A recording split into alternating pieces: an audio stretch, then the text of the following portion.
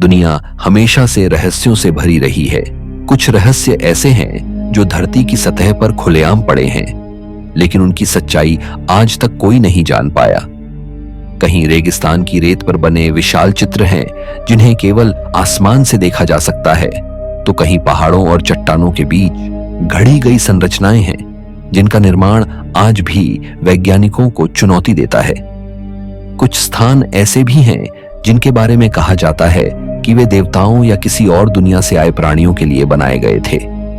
इन जगहों के बारे में जितना जानो उतना ही अज्ञात रह जाता है। ये सिर्फ पत्थरों और दीवारों का ढेर नहीं है, बल्कि उन सभ्यताओं की आवाजें हैं जिनका नाम इतिहास की किताबों में खो गया। इन रहस्यमय स्थलों के पीछे छिपे सवाल आज भी इंसान को झकझोरते हैं। क्या ये सब मानव की कल्पना और मेहनत का नतीजा थे, या फिर इसमें किसी अलौकिक शक्ति का हाथ था?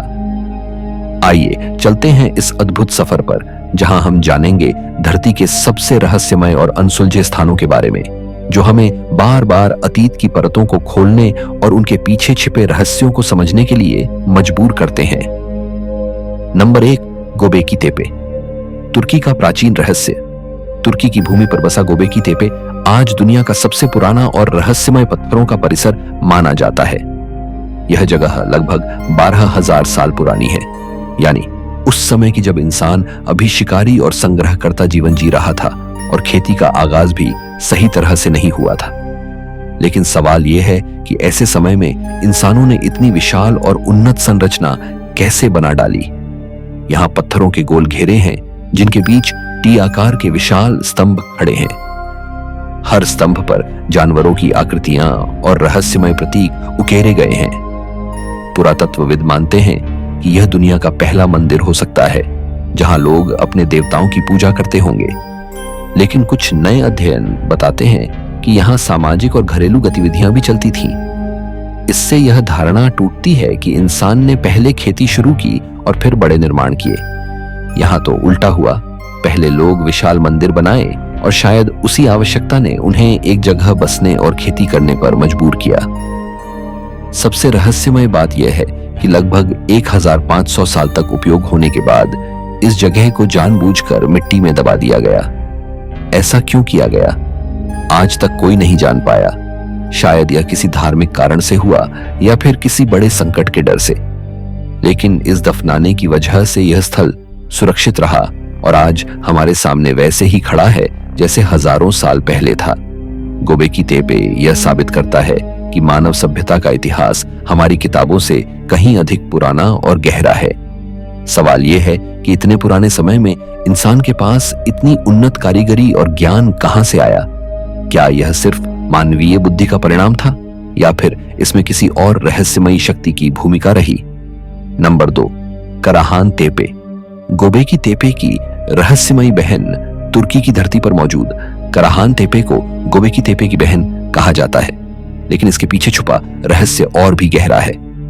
माना जाता है कि यह स्थल 11,000 से 13,000 साल पुराना है, यानी उस दौर का जब इंसान ने न खेती सीखी थी और न ही मिट्टी के बर्तन बनाए थे। फिर भी यहाँ खड़े विशाल पत्थरों और बारीक नक्काशी को देखकर यही लगता है कि उस समय के लोगों के पास अद्भुत ज्ञान और अद्वितीय कौशल था। कराहान टेपे में भी टी आकार के विशाल पत्थर हैं, लेकिन इसकी खासियत है वहां मिले उकेरे हुए चेहरे और मानव जैसी मूर्तियां। इन मूर्तियों को देखकर लगता है कि यह जगह केवल धार्मिक अनुष्ठानों के लिए नहीं, बल्कि किसी गहरी आध्यात्मिक प्रक्रिया का केंद्र रही होगी। पुरातत्वविदों का मानना है कि कराहान तेपे को शिकारी संग्रहकर्ता समाज ने बनाया था। लेकिन सवाल उठता है कि आखिर ऐसे समाज जो रोज रोज भोजन के लिए भटकते थे, वे इतने विशाल निर्माण में समय और ऊर्जा क्यों खर्च करेंगे? यह तो तभी संभव है जब उनके लिए यह स्थल केवल एक पूजा स्थल नहीं, बल्कि जीवन और मृत्यु से जुड़े किसी बड़े रहस्य का हिस्सा रहा हो। यहाँ की नक्काशी में सांप, जानवर और रहस्यमय प्रतीक दिखाई देते हैं, जिन्हें अक्सर आध्यात्मिक और ब्रह्मांडीय शक्तियों से जोड़ा जाता है। कुछ शोधकर्ता मानते हैं कि यह स्थान पूर्वजों की आत्माओं को सम्मान देने और उनके साथ संवाद स्थापित करने का केंद्र रहा होगा। कराहान तेपे का एक और बड़ा रहस्य है इसकी तकनीकी बारीकी। भारी भरकम पत्थरों को काटकर एक समान आकार में ढालना और उन्हें एकदम सटीक तरीके से खड़ा करना आधुनिक उपकरणों के बिना लगभग असंभव लगता है। कुछ लोग मानते हैं कि यह सब केवल मानव शक्ति से संभव नहीं था, इसमें किसी उन्नत ज्ञान या अज्ञात तकनीक का हाथ रहा होगा। यह स्थल यह भी दर्शाता है कि इंसान की आध्यात्मिक चेतना कितनी प्राचीन रही है। कराहान तेपे की खोज ने मानव इतिहास की धारणाओं को हिला दिया है। अब सवाल यह उठता है कि क्या सभ्यता की शुरुआत वास्तव में खेती से हुई थी, जैसा कि इतिहासकार मानते आए हैं, या फिर इंसान पहले आध्यात्मिक और धार्मिक केंद्रों का निर्माण करता था और फिर खेती करना सीखता था? अगर यह सच है तो इसका मतलब यह है कि इंसान की यात्रा सिर्फ जीविका तक सीमित नहीं थी, बल्कि वह हमेशा से ही ब्रह्मांड और जीवन के रहस्यों को जानने की कोशिश करता रहा। आज भी कराहान तेपे आंशिक रूप से ही उजागर हुआ है और खुदाई का काम जारी है, लेकिन जो थोड़ा बहुत सामने आया है उसने यह साबित कर दिया है कि यह स्थल मानव सभ्यता की जड़ों को समझने की सबसे बड़ी चाबी हो सकता है। यहाँ हर पत्थर, हर उकेरी हुई आकृति हमें यह सोचने पर मजबूर करती है कि आखिर 12,000 साल पहले इस धरती पर लोग किस तरह का ज्ञान रखते थे और उन्होंने यह सब किसके लिए बनाया था? अपने देवताओं के लिए, पूर्वजों के लिए, या फिर किसी और अज्ञात शक्ति के लिए? Number 3, crop circles. इंग्लैंड की रहस्यमयी आकृतियां। इंग्लैंड के दक्षिणी हिस्से में फैली हरी भरी खेतों की जमीन पर अचानक से उभरने वाले गोलाकार और ज्यामितीय पैटर्न, जिन्हें क्रॉप सर्कल कहा जाता है, दशकों से रहस्य बने हुए हैं। पहली बार ये आकृतियां 17वीं शताब्दी के आसपास दर्ज की गई थीं, लेकिन 20वीं शताब्दी के उत्तरार्ध में ये अचानक बड़ी संख्या में सामने आने लगी। इन आकृतियों की खासियत यह है कि ये इतनी सटीक और जटिल होती हैं कि देखकर यकीन करना मुश्किल हो जाता है कि इन्हें केवल इंसानी हाथों से रातों रात बनाया जा सकता है। इनमें कभी साधारण गोल घेरे दिखाई देते हैं तो कभी त्रिभुज, सितारे, सर्पिल और यहां तक कि जटिल ज्यामितीय संरचनाएं भी बन जाती हैं। कई वैज्ञानिक और शोधकर्ताओं का कहना है कि इन क्रॉप सर्कल्स को लोग मजाक या कला के रूप में बनाते हैं। लकड़ी की तख्तियों और रस्सियों की मदद से लोग गेहूं या मकई की फसलों को दबाकर यह पैटर्न बना सकते हैं। 1990 के दशक में 2 कलाकारों ने खुद स्वीकार किया कि उन्होंने वर्षों तक सैकड़ों क्रॉप सर्कल्स बनाए, लेकिन इसके बावजूद सवाल बना रहता है कि दुनिया भर में फैले हजारों क्रॉप सर्कल्स में से कई इतने सटीक और बड़े स्तर पर बने हैं कि उन्हें रात के अंधेरे में इंसान बना भी ले तो भी इतना परफेक्ट होना मुश्किल लगता है। क्रॉप सर्कल्स का सबसे रहस्यमय पहलू यह है कि ये अधिकतर इंग्लैंड के उन क्षेत्रों में पाए गए हैं जहां प्राचीन स्मारक जैसे स्टोनहेंज और एवरी मौजूद हैं। यह संयोग कई लोगों को इस ओर इशारा करता है कि शायद इन पैटर्न्स का संबंध किसी प्राचीन ऊर्जा या रहस्यमयी शक्ति से है। कुछ लोग मानते हैं कि यह सब पृथ्वी की ऊर्जा रेखाओं यानी ले लाइंस के कारण होता है। वहीं दूसरी ओर यूएफओ शोधकर्ता इन्हें एलियन जहाजों का निशान मानते हैं, जैसे किसी बाहरी दुनिया के प्राणी खेतों में उतरते और अपने पीछे रहस्यमय पैटर्न छोड़ जाते। इन पैटर्न्स का अध्ययन करने वाले वैज्ञानिकों ने कभी-कभी फसलों के तनों में अजीब बदलाव भी दर्ज किए हैं। कुछ जगहों पर पौधे ऐसे झुके हुए मिले मानो किसी भीतर से निकलने वाली ऊर्जा ने उन्हें मोड़ दिया हो, न कि केवल बाहरी दबाव से। यही कारण है कि कई शोधकर्ता अब भी मानते हैं कि सभी क्रॉप सर्कल्स को सिर्फ इंसानों की शरारत कहकर नजरअंदाज नहीं किया जा सकता। आज भी हर साल सैकड़ों लोग इंग्लैंड के इन खेतों की यात्रा करते हैं ताकि खुद इन रहस्यमयी आकृतियों को देख सके।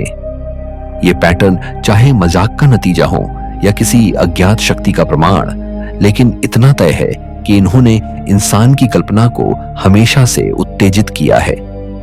क्रॉप सर्कल्स हमें यह सोचने पर मजबूर करते हैं कि क्या वास्तव में ब्रह्मांड में कोई और है जो हमें संकेत भेज रहा है, या फिर यह हमारी ही सभ्यता के भीतर छिपी कला और रहस्य रचने की अद्भुत क्षमता का प्रमाण है। नंबर 4, हागर किम। माल्टा का प्राचीन मंदिर भूमध्य सागर के छोटे से द्वीप माल्टा पर स्थित हागरकिम मंदिर मानव इतिहास का एक ऐसा अध्याय खोलता है जो आज भी रहस्य से भरा हुआ है। माना जाता है कि यह मंदिर लगभग 5400 साल पुराना है, यानी यह मिस्र के पिरामिडों और इंग्लैंड के स्टोनहेंज से भी प्राचीन है।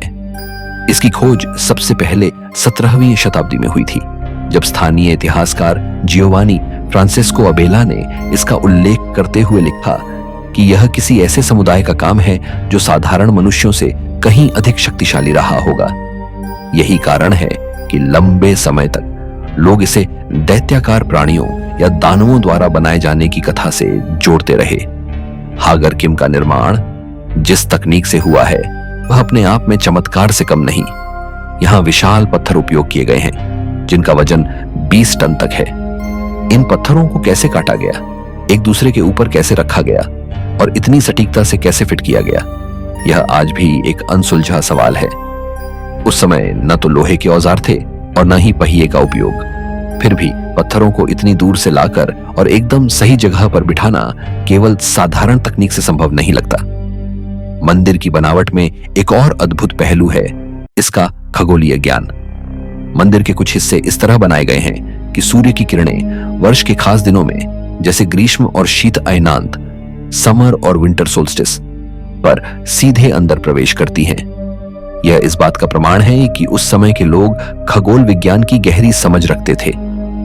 सबसे रहस्यमय बात यह है कि हागरकिम में अब तक कोई मानव अवशेष नहीं मिले हैं। इसका मतलब यह हो सकता है कि यह स्थान केवल धार्मिक अनुष्ठानों या खगोलीय पर्यवेक्षण के लिए उपयोग होता था। कुछ लोग इसे उपजाऊपन के देवताओं को समर्पित मानते हैं, जबकि अन्य इसे एक आध्यात्मिक द्वार या किसी अन्य लोक से जुड़ा केंद्र बताते हैं। आज हागरकिम यूनेस्को विश्व धरोहर स्थल में शामिल है, लेकिन इसके पत्थर अब भी वही सवाल पूछते हैं जो हजारों साल पहले उठे थे। यह मंदिर किसने और क्यों बनाया? क्या यह केवल एक धार्मिक स्थल था या फिर इसका उद्देश्य किसी और बड़ी शक्ति से संवाद स्थापित करना था? हर बार जब कोई यात्री इन विशाल पत्थरों को देखता है तो उसे यह एहसास होता है कि इंसान का अतीत उतना साधारण नहीं था जितना हम सोचते हैं। नंबर 5, माउंट नेमरुत, तुर्की का देवताओं का पहाड़। तुर्की के पूर्वी अनातोलिया क्षेत्र में 2000 मीटर से अधिक ऊंचाई पर स्थित माउंट नेमरुत एक ऐसा रहस्यमयी स्थल है जो इतिहास, धर्म और मिथकों का अद्भुत संगम प्रस्तुत करता है। इसे दूसरी शताब्दी ईसा पूर्व में कोम्मागे ने साम्राज्य के राजा एंटियोकस प्रथम ने बनवाया था। उनका उद्देश्य केवल अपनी स्मृति को अमर बनाना नहीं था, बल्कि अपने साम्राज्य के ग्रीक और फारसी देवताओं को एक साथ जोड़कर एक नया आध्यात्मिक केंद्र स्थापित करना था।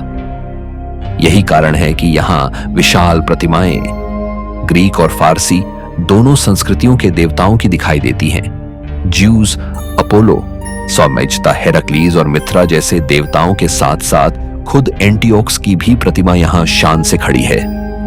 माउंट नेमरुत पर सबसे आकर्षक दृश्य है उन प्रतिमाओं के कटे हुए सिर जो अब मूल शरीरों से अलग होकर पहाड़ की ढलानों पर बिखरे पड़े हैं। इन विशाल मूर्तियों की ऊंचाई लगभग 10 मीटर थी, लेकिन समय और भूकंपों ने इन्हें तोड़कर केवल सिरों को ही जमीन पर छोड़ दिया है। इन पत्थर के सिरों का दृश्य इतना विचित्र और अलौकिक लगता है कि पहली नजर में यह जगह किसी और ही लोक की प्रतीत होती है। राजा एंटियोकस ने इस स्थल को अपने मकबरे के रूप में भी तैयार किया था। माना जाता है कि उनकी समाधि इस पहाड़ के कृत्रिम टीले के नीचे छिपी है, लेकिन अब तक की खुदाइयों और वैज्ञानिक खोजों में कब्रगाह का कोई प्रमाण नहीं मिल पाया। यह रहस्य आज भी जीवित है। क्या वास्तव में उनका शरीर यहीं छिपा हुआ है या फिर यह केवल एक भ्रम है? माउंट नेमरुत का एक और रहस्य है इसका खगोलीय महत्व। यहाँ की संरचनाएं इस तरह बनाई गई हैं कि सूर्योदय और सूर्यास्त के समय प्रतिमाओं पर सीधी रोशनी पड़ती है, जिससे ऐसा लगता है मानो देवता स्वयं आकाश से उतरकर अपनी उपस्थिति दर्ज करा रहे हों। यही कारण है कि इसे अक्सर देवताओं का पहाड़ कहा जाता है। आज माउंट नेमरुत यूनेस्को विश्व धरोहर स्थल के रूप में संरक्षित है और हर साल हजारों यात्री यहाँ सूर्योदय और सूर्यास्त देखने आते हैं। जब सूरज की पहली किरणें इन पत्थर के सिरों को छूती हैं, तो ऐसा लगता है जैसे हजारों साल पुराना साम्राज्य आज भी सांस ले रहा हो। यह स्थल हमें याद दिलाता है कि इंसान ने हमेशा अपनी नश्वरता को चुनौती देने और देवताओं के बीच जगह बनाने की कोशिश की है, लेकिन साथ ही यह भी सवाल छोड़ जाता है, क्या राजा एंटियोकस की महत्वाकांक्षा सचमुच उन्हें देवताओं के बीच ले गई, या यह सिर्फ पत्थरों में कैद एक अधूरी इच्छा है? नंबर 6, बालबेक मोनोलिथ्स, लेबनान के विशाल पत्थर। लेबनान की बेका घाटी में बसा प्राचीन नगर बालबेक आज भी रहस्यमयी खंडहरों के लिए जाना जाता है। इसे प्राचीन काल में सिटी ऑफ द सन यानी सूर्य का नगर कहा जाता था। यहाँ मौजूद मंदिरों के खंडहर, विशेषकर जुपिटर के मंदिर और बाक्कस के मंदिर, दुनिया की सबसे भव्य संरचनाओं में गिने जाते हैं। लेकिन बालबेक को रहस्यमयी बनाता है इसके अद्भुत पत्थरों का आकार और उनका वजन। यहां पाए गए मोनोलिथ्स यानी विशाल पत्थर के टुकड़े किसी भी प्राचीन निर्माण से कहीं बड़े हैं। इनका वजन 750 टन से लेकर 1700 टन तक है, इतना भारी कि आधुनिक तकनीक के बावजूद इन्हें उठाना और ले जाना असंभव सा लगता है।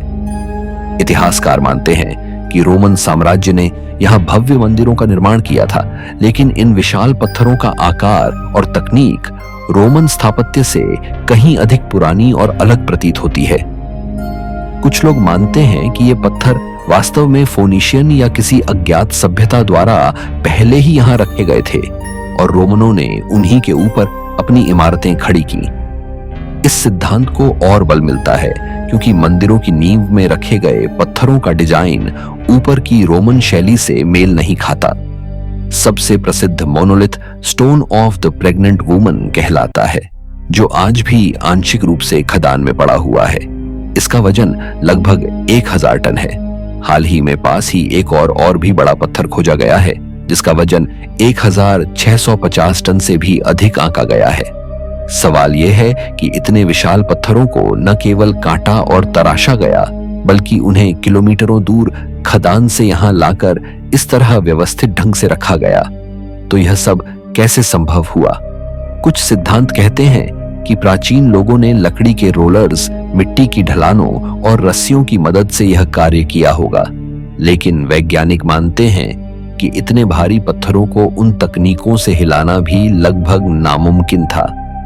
यही कारण है कि बालबेक को लेकर कई रहस्यमयी मान्यताएं जुड़ी हैं। कुछ लोग इसे खोई हुई उन्नत सभ्यताओं का काम मानते हैं, तो कुछ इसे अलौकिक शक्तियों या यहां तक कि बाहरी दुनिया से आए प्राणियों का योगदान बताते हैं। आज बालबेक यूनेस्को विश्व धरोहर स्थल है और इसके खंडहर इस बात के साक्ष्य हैं कि मानव इतिहास कहीं अधिक जटिल और रहस्यमय है जितना हम सोचते हैं। यहाँ की विशालकाय पत्थर की दीवारें हमें चुनौती देती हैं कि हम अतीत के उन रहस्यों को सुलझाएं जिनका उत्तर अब तक आधुनिक विज्ञान भी नहीं खोज पाया है।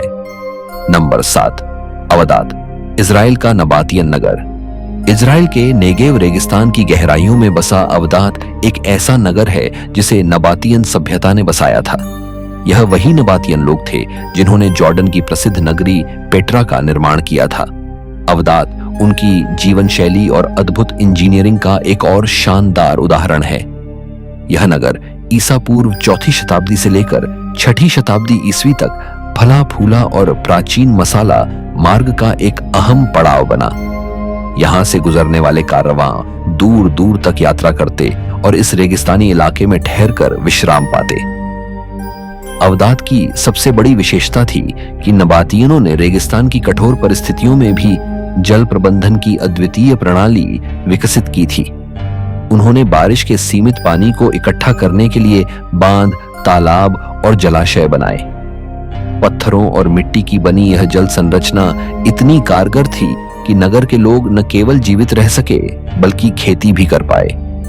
आज भी यहाँ के अवशेष यह दिखाते हैं कि कैसे रेगिस्तान के बीच पानी को हर बूंद तक संजो कर रखा जाता था। यह नगर रोमन और बाद में बीजांटिन साम्राज्य के अधीन भी रहा। यहाँ शानदार चर्च, स्नानघर, मकान और दुर्ग जैसी संरचनाएं बनाई गई।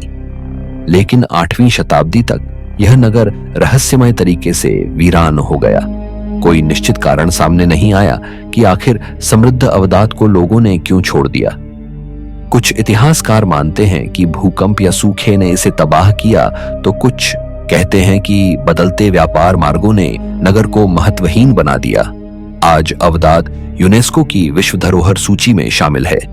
यहाँ की खंडहर नुमा गलियां, टूटी दीवारें और रेगिस्तान के बीच खड़े प्राचीन अवशेष उस सभ्यता के गवाह हैं जिसने पानी की कमी के बावजूद जीवन को फला फूला बनाया। यह नगर हमें यह सोचने पर मजबूर करता है कि प्राचीन सभ्यताएं कठिन परिस्थितियों से लड़ने में कितनी सक्षम थीं और क्यों उनकी तकनीकें आज भी हमें आश्चर्यचकित कर देती हैं। नंबर 8, मायरा, तुर्की का शिलाखंडों में गढ़ा नगर। तुर्की के भूमध्य सागरीय तट पर बसा मायरा प्राचीन लिसिया सभ्यता का एक महत्वपूर्ण नगर था।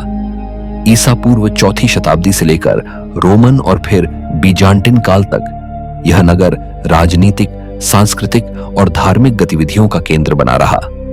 इसकी सबसे बड़ी पहचान है यहाँ की चट्टानों में बनी कब्रें, जिन्हें देखकर लगता है मानो किसी ने पहाड़ को तराशकर एक पूरा शहर गढ़ दिया हो। इन कब्रों का स्वरूप साधारण नहीं है, बल्कि इन्हें उस समय के मकानों और मंदिरों की तरह सजाया गया है। लिसियाई लोगों का विश्वास था कि मृत्यु के बाद आत्मा भी उसी तरह का घर चाहती है जैसा उसने जीवन में देखा। इसलिए उन्होंने मृतकों के लिए यह कृत्रिम आवास तैयार किए। इन चट्टानी कब्रों पर की गई नक्काशी और सजावट इतनी सुंदर और बारीक है कि आज भी इसे देखकर लोग हैरान रह जाते हैं। कुछ कब्रें पहाड़ी की ऊंचाई पर इस तरह बनी हैं कि वहां तक पहुंचना बेहद कठिन है, फिर भी प्राचीन लोगों ने यह कारनामा किया। सवाल यह उठता है कि बिना आधुनिक औजारों और तकनीक के इतनी कठिन जगहों पर यह निर्माण कैसे संभव हुआ होगा। मायरा केवल कब्रों के लिए ही नहीं, बल्कि संत निकोलस के चर्च के लिए भी प्रसिद्ध है। संत निकोलस, जिन्हें आज सांता क्लॉज के रूप में दुनिया जानती है, 4वीं शताब्दी में यहीं के बिशप थे। उनके नाम से जुड़ा यह चर्च आज भी श्रद्धालुओं और पर्यटकों के लिए आस्था का बड़ा केंद्र है। समय के साथ मायरा कई बार आक्रमणों, भूकंपों और प्राकृतिक आपदाओं का शिकार हुआ। धीरे धीरे इसका महत्व कम होता गया और यह नगर खंडहर में तब्दील हो गया। आज यहाँ खामोश चट्टानें, कब्रें और टूटी हुई संरचनाएं इस बात का सबूत हैं कि कभी यह जगह जीवन से भरी हुई थी। मायरा हमें यह एहसास कराता है कि प्राचीन सभ्यताओं के लिए मृत्यु भी जीवन का विस्तार थी। उनके विश्वास और उनकी कला यह दिखाते हैं कि वे जीवन के हर पहलू को सुंदरता और गहराई से जीते थे। यह नगर आज भी एक रहस्य बना हुआ है।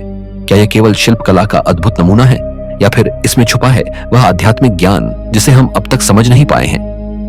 नंबर 9, चर्च ओम्च ऑफ द होली सेपल्कर, यरूशलेम का पवित्र स्थल। यरूशलेम के पुराने शहर के ईसाई क्वार्टर में स्थित चर्च ओम्च ऑफ द होली सेपल्कर को ईसाई धर्म का सबसे पवित्र स्थान माना जाता है। यही वह जगह है जहां माना जाता है कि यीशु मसीह को सूली पर चढ़ाया गया, दफनाया गया और फिर पुनर्जीवित हुए। 4वीं शताब्दी में जब रोमन सम्राट कॉन्स्टेंटाइन ने ईसाई धर्म को मान्यता दी, तब उनकी माता हेलेना ने पवित्र स्थलों की पहचान की और इसी क्रम में 326 ईस्वी में इस चर्च का निर्माण शुरू हुआ। चर्च के भीतर प्रवेश करते ही सबसे पहले स्टोन ऑफ एनॉइंटिंग दिखाई देता है, जिसे वह पत्थर माना जाता है जहां यीशु के शरीर को दफनाने से पहले सुगंधित तेल से अभिषेक किया गया था।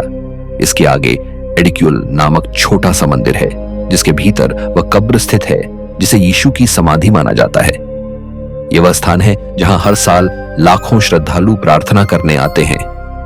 चर्च की संरचना अपने आप में बेहद जटिल और रहस्यमयी है। समय समय पर इसे कई बार नष्ट किया गया, पुनर्निर्माण हुआ और विभिन्न ईसाई संप्रदायों ने इसे साझा रूप से संभाला। यही कारण है कि चर्च का हर कोना अलग अलग कालखंड और स्थापत्य शैली की गवाही देता है। बिजांटिन, क्रूसेडर और ऑटोमन काल के निशान यहां साफ नजर आते हैं। इस चर्च का एक और रोचक पहलू है होली फायर का चमत्कार, जो हर साल ईस्टर के मौके पर होता है। माना जाता है कि यीशु की कब्र के भीतर अचानक से पवित्र अग्नि प्रकट होती है और यह लौ श्रद्धालुओं में बांटी जाती है। सदियों से यह परंपरा जारी है और आज भी इसका रहस्य किसी को नहीं पता। कुछ लोग इसे ईश्वरीय चमत्कार मानते हैं तो कुछ इसे धार्मिक अनुष्ठानों का हिस्सा बताते हैं।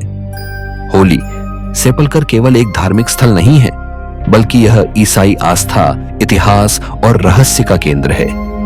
यह हमें उस युग की याद दिलाता है जिसने दुनिया के धार्मिक और सांस्कृतिक इतिहास को बदल दिया।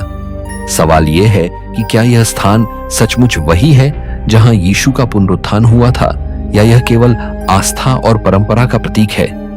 जो भी हो, इसकी पवित्रता और रहस्य ने इसे दुनिया के सबसे महत्वपूर्ण स्थलों में से एक बना दिया है। नंबर 10, हेलेनिकॉन पिरामिड, ग्रीस का रहस्यमयी ढांचा। ग्रीस को हम दर्शन, कला और लोकतंत्र की जन्मभूमि मानते हैं, लेकिन यहाँ एक ऐसा रहस्यमय ढांचा भी मौजूद है जो इतिहासकारों के लिए आज तक पहेली बना हुआ है। इसे हेलेनिकॉन पिरामिड कहा जाता है और यह आर्गोलिस क्षेत्र में स्थित है। मिस्र के पिरामिडों की तुलना में यह आकार में छोटा है, लेकिन इसकी असली रहस्यमयी ताकत इसके उम्र और उद्देश्य में छुपी है। कुछ पुरातत्वविदों का मानना है कि इसका निर्माण लगभग 2720 ईसा पूर्व हुआ था, यानी यह गीजा के पिरामिड से भी पुराना हो सकता है। वहीं कुछ अन्य शोध इसे 300 से 400 ईसा पूर्व का बताते हैं। तारीखों में इतना बड़ा अंतर यह साबित करता है कि अब तक कोई भी इसकी सही उम्र तय नहीं कर पाया है। हेलेनिकॉन पिरामिड की दीवारें बड़े बड़े पत्थरों से बनी हैं, जिन्हें जोड़ने के लिए सीमेंट या चूने का इस्तेमाल नहीं किया गया। यह शैली ग्रीस की प्राचीन साइक्लोपियन वास्तुकला से मेल खाती है, जिसे आमतौर पर मिथकीय दैत्यों का काम माना जाता है। सवाल उठता है कि इतने बड़े पत्थरों को बिना आधुनिक उपकरणों के कैसे काटा और एक दूसरे पर इतनी सटीकता से रखा गया। इसके उद्देश्य को लेकर भी गहन बहस है।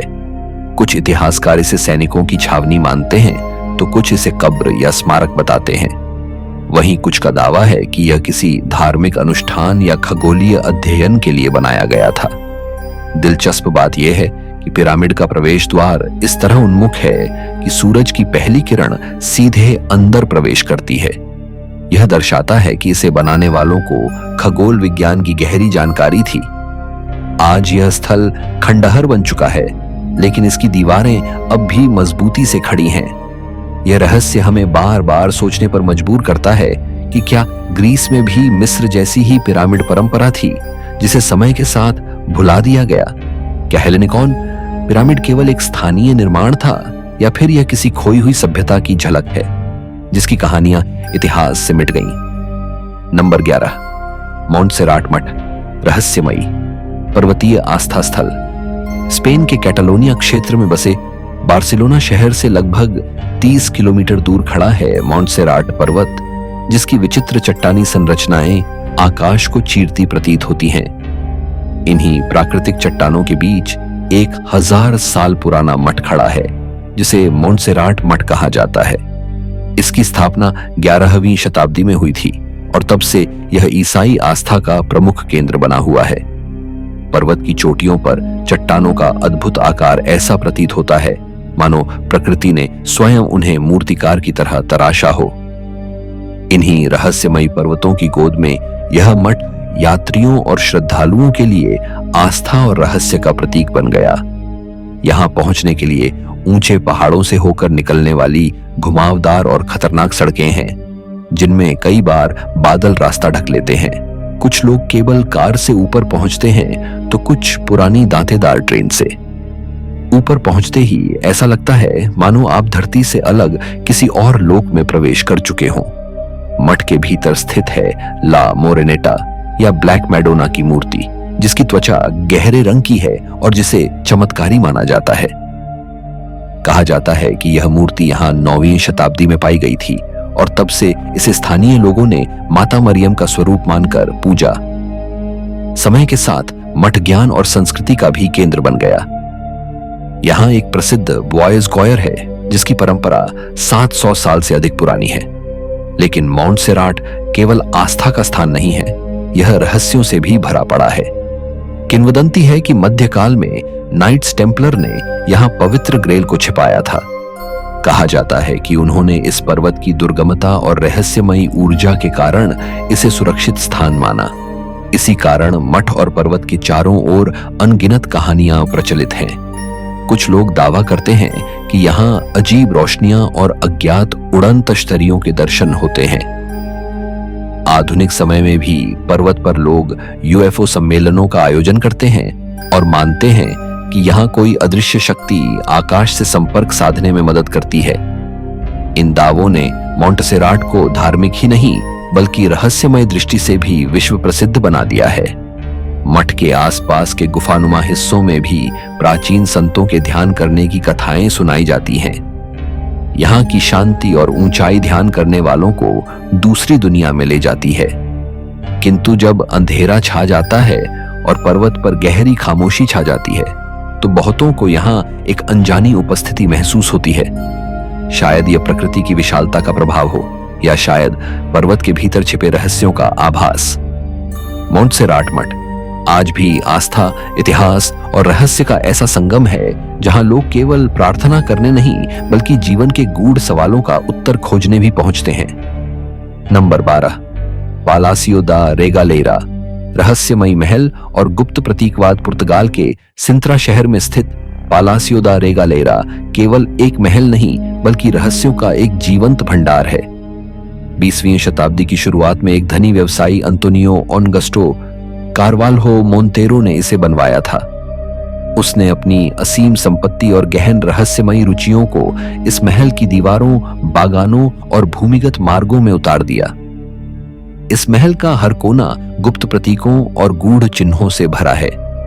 यहाँ टेम्पलर क्रॉस, अल्केमी के चिन्ह, पेंटाग्राम और अन्य रहस्यमयी डिजाइन पाए जाते हैं जिन्हें देखकर लगता है मानो यह महल किसी साधारण राजा या शासक का नहीं बल्कि रहस्य और दर्शन के खोजियों का था। महल के परिसर में सबसे रहस्यमयी संरचना है इनिशिएशन वेल। यह एक कुएं जैसा गहरा ढांचा है जिसमें नीचे जाने के लिए घुमावदार सीढ़ियां बनी हैं। इसमें 9 स्तर हैं जिन्हें अक्सर दांते की डिवाइन कॉमेडी के 9 चक्रों से जोड़ा जाता है। सीढ़ियों से नीचे जाते हुए ऐसा प्रतीत होता है मानो आप किसी गुप्त आध्यात्मिक यात्रा में उतर रहे हों। कहा जाता है कि इन कुओं का उपयोग दीक्षा संस्कारों और रहस्यमयी अनुष्ठानों के लिए किया जाता था। यह केवल पानी संग्रहण का स्थान नहीं था बल्कि आत्मा की गहराइयों का प्रतीक था। महल के नीचे फैले सुरंगों और गुप्त मार्गों का जाल भी उतना ही रहस्यमयी है। ये मार्ग बागानों के अलग अलग हिस्सों को जोड़ते हैं और कभी कभी अचानक किसी टॉवर, झील या मूर्ति के पास निकल आते हैं। ऐसा लगता है जैसे यह पूरी जगह किसी रहस्यमयी खेल का हिस्सा हो जहां हर मोड़ पर एक नया रहस्य खुलता है। बागानों में पत्थर की मूर्तियां, रहस्यमयी पशु आकृतियां का और प्रतीकात्मक डिजाइन आगंतुक को बार बार यह सोचने पर मजबूर कर देते हैं कि इसका वास्तविक उद्देश्य क्या रहा होगा। कुछ विद्वान मानते हैं कि यह महल गुप्त समाजों जैसे फ्रीमेसन या रोज़क्रूशियन की बैठक और अनुष्ठानों का केंद्र रहा होगा। इसकी संरचना और प्रतीकवाद सीधे तौर पर उन परंपराओं से मेल खाता है। वहीं कुछ लोगों का विश्वास है कि यहाँ आध्यात्मिक यात्राओं और आत्मज्ञान की शिक्षा दी जाती थी।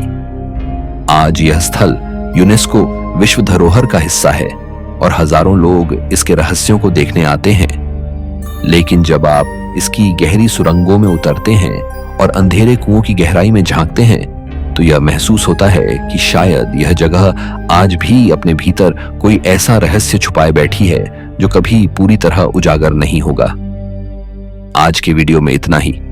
हमने उन अद्भुत और रहस्यमयी स्थलों की यात्रा की जो इतिहास और विज्ञान दोनों के लिए चुनौती बने हुए हैं। कहीं हजारों साल पुराने पत्थरों में छुपा आध्यात्मिक ज्ञान है, कहीं देवताओं की मूर्तियां पहाड़ों की चोटियों पर बिखरी पड़ी हैं और कहीं खेतों के बीच उभरते अजीब पैटर्न हमें यह सोचने पर मजबूर करते हैं कि क्या हम इस ब्रह्मांड में अकेले हैं। इन रहस्यों ने हमें यह सिखाया कि मानव सभ्यता केवल जीवित रहने के लिए नहीं बनी थी बल्कि हमेशा से ही उसने अज्ञात की खोज की है। शायद यही खोज हमें आगे भी नए सवालों और नए रहस्यों की ओर ले जाएगी, क्योंकि जब तक ये प्रश्न बाकी हैं तब तक यह यात्रा कभी पूरी नहीं हो सकती।